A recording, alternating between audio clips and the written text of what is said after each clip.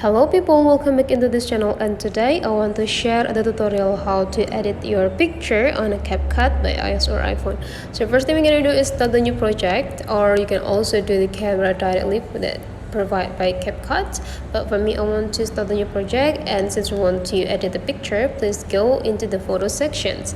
And now you can choose which picture that you want to edit. For me, I want to edit this picture, so you just need to click add, and then this picture is already added into our project here. See, we already have this picture for 3-second length. How to edit? For example, we want to add more a caption or a title over this picture. We can go into the text and add text. Okay, and now you can type the text here, like say traditional market. And now I want to have a better effects, or better font. We just need to go into the font and choose the fonts that we want to have. After we find one, go into the style and decide the style that we want to use. Okay, I want this, it's quite suitable with the tone. And after that, you can also adjusting the size, make it a little bit bigger.